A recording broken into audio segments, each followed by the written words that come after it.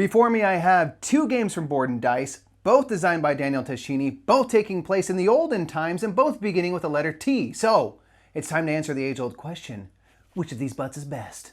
3, 2, 1, bro.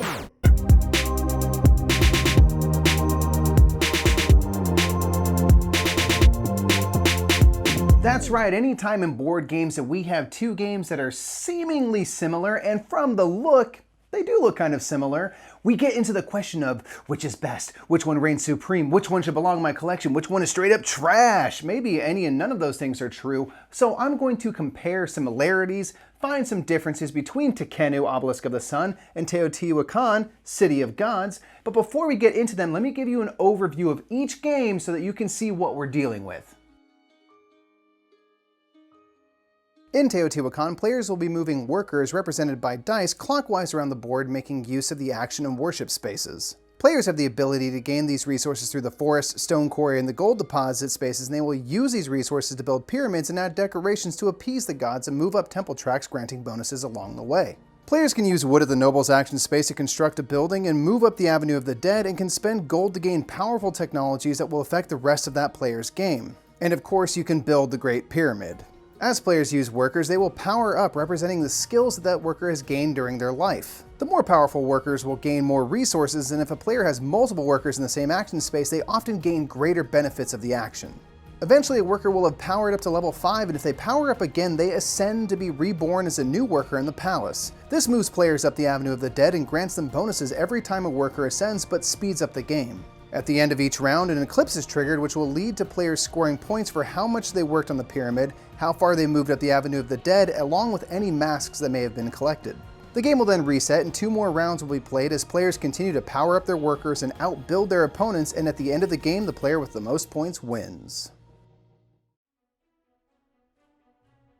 In Tekhenu, players will be drafting dice to make use of the 6 god actions and producing resources to build up their civilization. The dice available will be determined by the obelisk and the shadow it casts, causing certain dice to be considered pure, tainted, or forbidden based on what is in the light, dark, or in the shade. Every round will consist of players in turn taking exactly 1 die and carrying out an action. The die can be used to produce resources, and based on its color will produce papyrus, bread, limestone, or granite. Gray dice do not provide resources. Instead, players may use their drafted die to carry out the action associated with the area from which they drafted. The Horus action allows players to use granite to build a statue in honor of the gods, giving them bonuses throughout the game, or a statue for the people, which will provide additional scoring opportunities. The Ra action allows players to construct pillars in the temple district, which will factor into scoring and will gain points at the time the pillar is constructed as well, with resources being gained based on what the players cover up.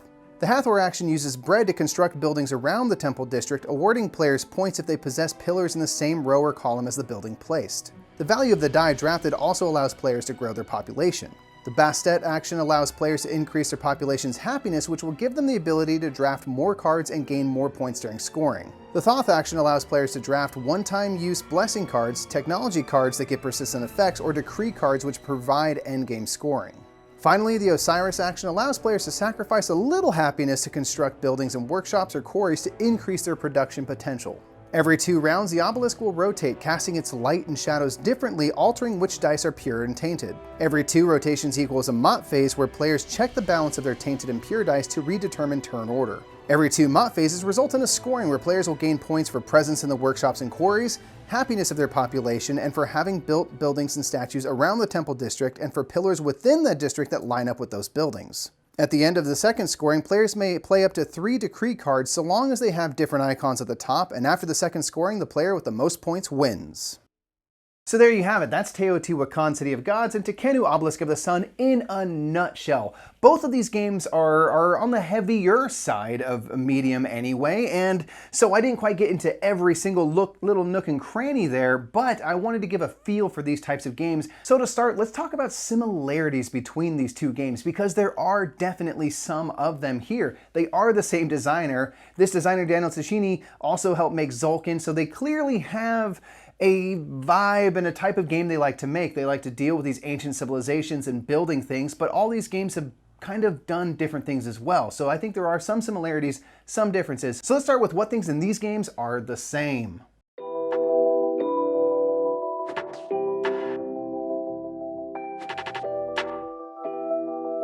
So like I said, if you're going to judge a book by its cover, these look pretty similar. They both clearly do not take place in 2020, and they both kind of lead to ancient civilization feelings and building feelings. Then if you get into the game a little bit, you'll notice that both games are driven through dice. Now they use these dice differently, which I'll get into a little bit, but you kind of have dice that are workers or help fuel work actions in both of these games. So they, again, looks similar from the outset. It kind of looks like a similar type game. The other thing that you'll see is in Teotihuacan, you start off with action tiles. You'll get 4 tiles that you might draft depending on what way you're playing, and then you're going to get to keep 2 of those, and those are going to give you a starting temple advancements, resources. You might get some discovery tiles. There's a whole bunch of things, and it sort of jump starts your game. Tekhenu starts off with starting cards as well that will give you some resources. They might give you some different types of cards or different boosts to kind of jumpstart your game. And that's something that Daniel Ticini also does in Tzolk'in. So this is kind of a common theme, but one that I actually really enjoy, one that kind of gives me maybe a direction to go. If I start off with a whole bunch of gold in Teotihuacan, it's like, okay, well, maybe I'll do some decorations on the pyramid because I have those resources to start. That might give me a direction to go and then maybe craft my game around that. Tekhenu does the same thing. If I start off with a bunch of these, if I start off with a ton of granite, I'm like, well, I'm gonna get some statues out for sure because I can afford to do it when the statues are the most expensive.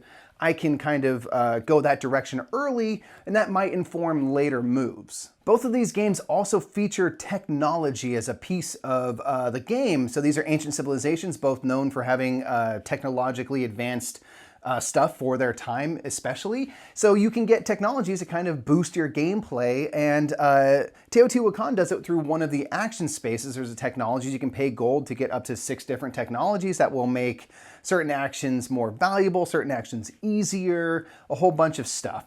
Tekhenu does the same thing, but it's through cards that you can ultimately draft in the game by going to certain spaces, and you can get tech cards that will give you permanent boosts to certain actions. They can give you discounts. They can give you a lot of similar things that you might see in a Teotihuacan to help you kind of build up your civilization, but it kind of does it through cards and then these tiles. And in Teotihuacan, everyone is going to have the same 6 tiles. They all have access to the same technologies, and they may or may not get them. Versus Tekhenu, I'm the only one with this particular technology card in front of me. It's not a guarantee that it's a spot on the board and everyone's gonna have the same tech, if that makes sense. So it's a little bit different. In Tekhenu, it feels a little more dynamic for that reason because I can have certain cards that no one else has access to potentially. So like I said, both these games take place in sort of ancient times, these ancient civilizations that were very advanced for their time. They were able to do great things, great building, and these boards are both big. These boards both have a lot going on them. It looks kind of imposing from the start. It's a little bit intimidating to get into, but then ultimately once you kind of get going, a lot of things become a little more simple, which is nice because these are not small, simple games, but once you start getting into it, you realize that no one piece of it is overwhelming. It just kind of makes a really big picture once you put them all together and stand back a little bit. So I've talked about a couple of the similarities in this game, and there are more certainly, but I also want to talk about some differences because I was going into Tekhenu definitely thinking, this might be very, very similar, and then I found out through my gameplay that it felt quite different. So let's talk about that.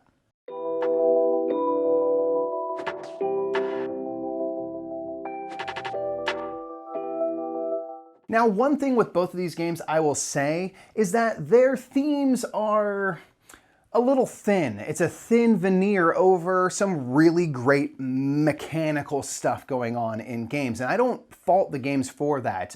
They are both kind of mechanical. You're moving dice around, your dice are your workers, the value does this and this and this.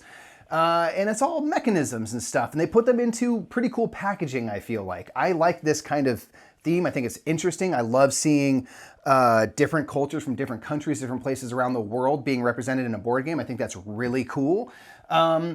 So with these games, it's definitely a mechanical experience in terms of what you're doing. You can kind of see how everything works. You can kind of see the machinery. But Tekhenu feels to me a little more immersed in its theme. It feels a little more thematic to me because you're dealing with growing a population, you're dealing with the happiness of that population. To build in the quarries and the workshops, you have to decrease your happiness because you're putting your people to work. That made me feel a little bit more immersed in what's actually going on with these people. You're building up this temple district, you're building these statues to either honor the gods or honor the people. And it's not actually that much more thematic, but for whatever reason, as I was playing, I got swept up into it a little bit more as I was playing versus Teotihuacan, which for me, I'm never really thinking of an ancient civilization. I'm just trying to build a pyramid and get stuff that matches things so I can get some points. I don't mind that. I love Teotihuacan. I love both these games, but you know what I mean? Like this one feels a little bit more like a story, if ever so slightly more. So really the main area where these two games split and go off in their own directions is how they use the dice that they have. Again, both games have dice, but in Tekhenu, what you're going to be doing is you're going to be bringing out more and more dice throughout the game, rolling those dice that will give them a randomized value, and high and low can be good. And then the different colors also have meaning. And then with that obelisk that's shifting, those dice will move from being pure to tainted or forbidden at different times. And you're drafting those dice. Versus Teotihuacan is a game where you have dice, but your dice are your workers. Your dice are your own. They are never going to be taken away by somebody. They're never going to be used by somebody else. You're in full control over your workforce, as it were. You're in full control over your options, much more in Teotihuacan, which is something that I think I prefer, simply because in Tekhenu it can feel a little tighter, and I will talk more about this game is definitely tight, resource-wise, everything-wise.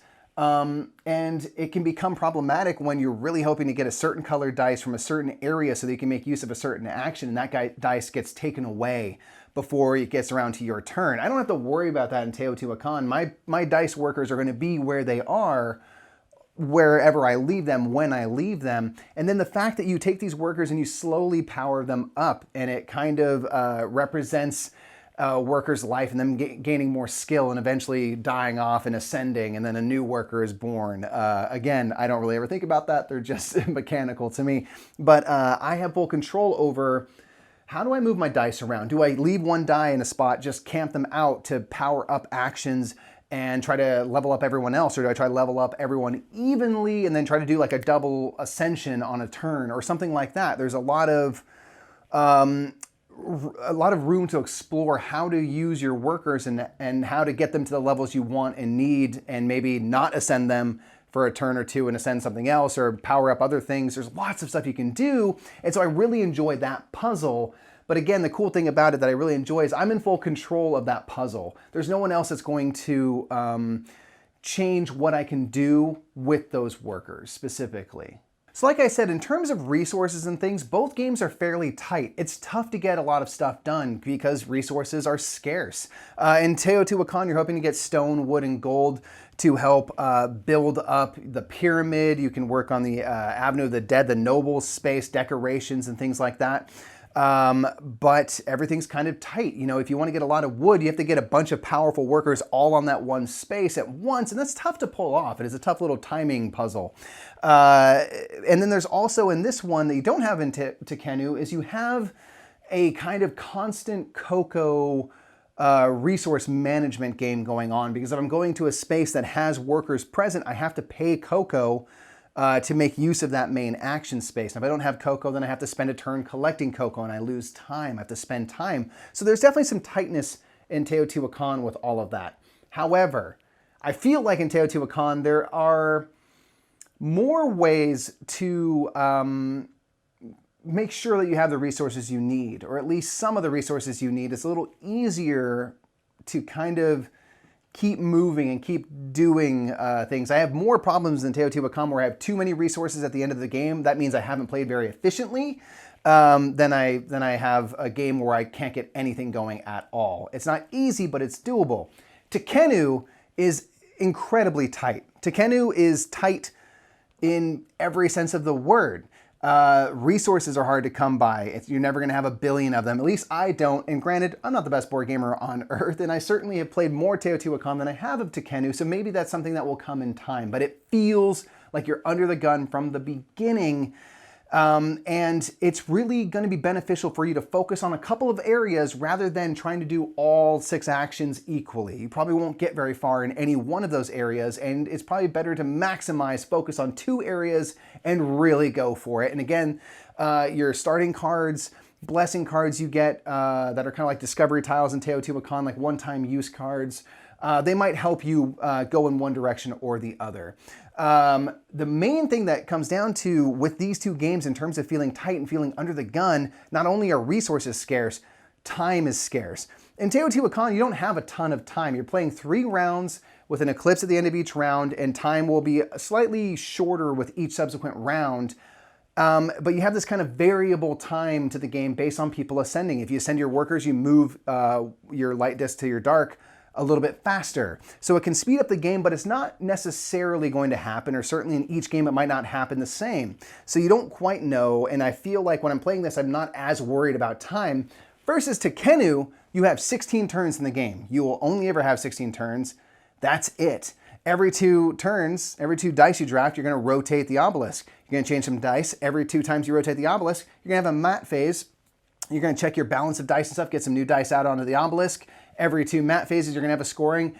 Every 2 scorings, you have 1 game. So you're only gonna take 16 turns. So if I'm like Teotihuacan wasting a turn to get cocoa, it feels a lot scarier in Tekhenu when I'm like, I just wasted for sure a 16th of my game to get some bread.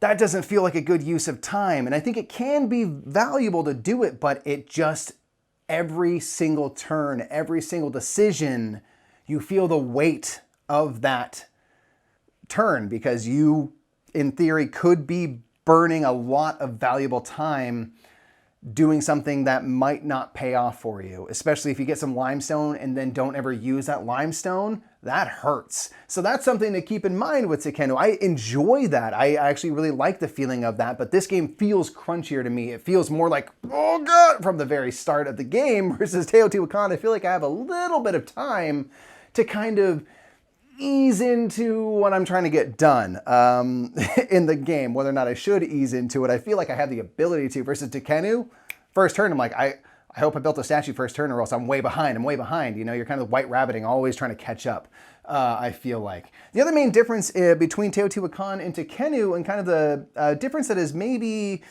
rubbed some people the wrong way in regards to Tekhenu, are the decree cards. So in Teotihuacan, there's not really much endgame scoring. You'll have a 3rd eclipse, and then for certain people that got to the penultimate step on any of the temples, there is an additional bonus scoring opportunity for everyone that reached that. I find that those scoring from the temples don't come up as often as they will in Tekhenu for sure. Because you could have a game where no one gets that high on any one temple because maybe they're working on all 3 temples equally or something like that. So it's may come into play, may not. It can certainly be a big point grab for a player at the end of the game if they do really well on one of those bonuses. But you just don't know. And the other difference is you know what the bonuses are going to be for the end of the game at the start of the game. You know exactly what 3 are going to be available. You can then make decisions to try to get to one of those or ignore those at your leisure. It's all open information and is all something that everybody is going for the same thing. Versus Tekhenu, where you have those decree cards. You can play up to 3 decree cards that are secret. I'm hanging on to them, so I'm secretly going for a bunch of happiness because having happiness makes me a lot more points than everybody else will, but no one's really gonna know that. And I can do up to 3 different types of decree cards. So what I've heard, and I don't mind it personally, because again, I like that the decree cards might give me some focus early in the game. Say, okay, don't worry about everything. Try to make these decree cards really work for you. But you could, in theory, be like, I'm killing it this game. I'm crushing. I'm doing so good. And then someone comes at 3 decree cards. At the very end of the game, they get revealed and they score a ton of points. And in both of these games, you're sort of just doing your own thing, not playing defense very much. But if I knew that someone's trying to go for something, maybe I would draft my dice a little differently or something like that. So I don't have much ability to kind of mitigate what other players are doing. And again, it doesn't bother me, but being that those decree cards can result in so many points, it could really be make or break. It could be, catching the golden snitch in a game of Quidditch. It's like, yeah, you might have scored a bunch of points with the quaffle, but does it really matter if you don't get the snitch? It's hard to say. So that's one area that these really feel different, is the way that the end game will play out. Also, there's 3 scorings in Teotihuacan. There's only 2 in Tekhenu. So again, the scoring moments in Tekhenu feel big. You only have 2 shots to kind of get a mass of points, and there's ways to get points throughout the game a little bit, but like that's where you're going to do a lot of your damage. So it just feels crunchy and tight, intense. Teotihuacan feels a little smoother getting into it and going through it.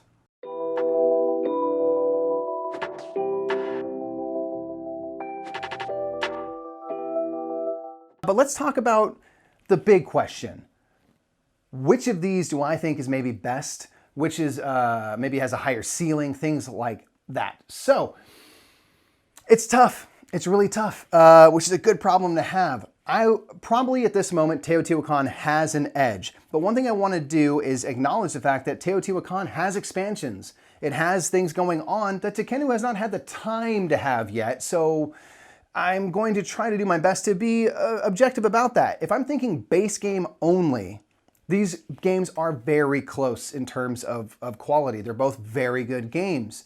Tekhenu, maybe at first glance, is slightly cooler than Teotihuacan because maybe it does give a little bit more of a thematic feel than Teotihuacan will. The way that the dice are laid out, where it kind of points to the action that you're doing, is nice and makes it a little easy because Teotihuacan has an intimidating board from the look. They both do, but Tekhenu might edge it out slightly, but I run into one little problem, and this is just off of feel.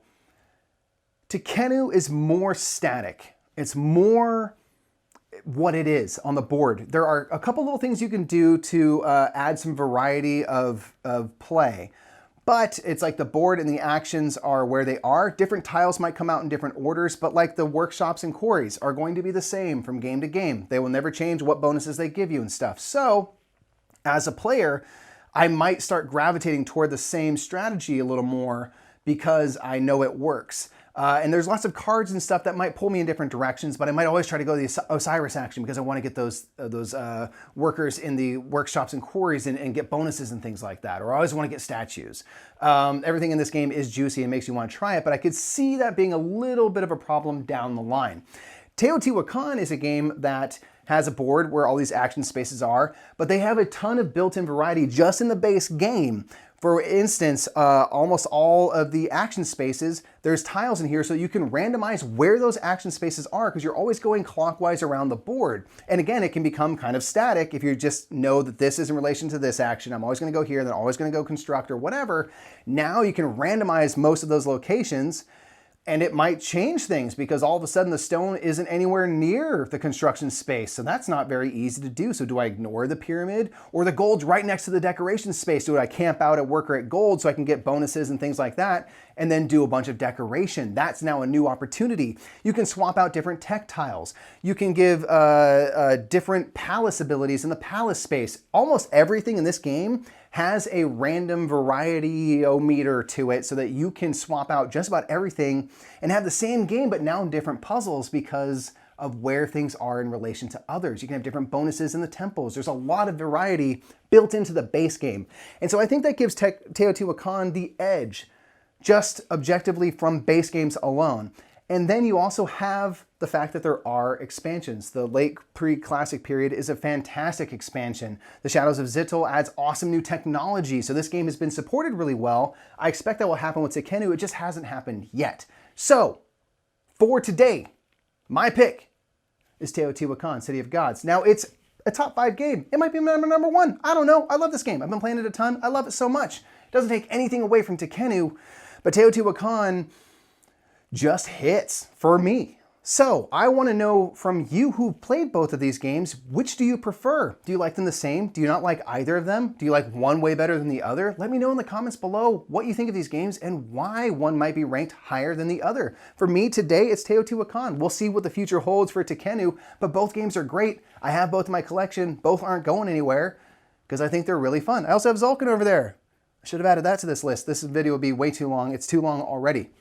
Anyway, folks, that's going to be it for me. Thank you so much for joining me. I really appreciate it. Again, hit me in the comments with what you think of these two games, and I'll see you in the next one. Thanks so much for comparing and contrasting these two games. If you want to see a comparison and contrast, watch these two videos and tell me which one is better. They're not going to have anything to do with each other, but you know, we can always make lists out of stuff. Also, don't forget to subscribe, give this video a thumbs up, and turn the bell icon on so you get notifications when we have new videos. Ciao!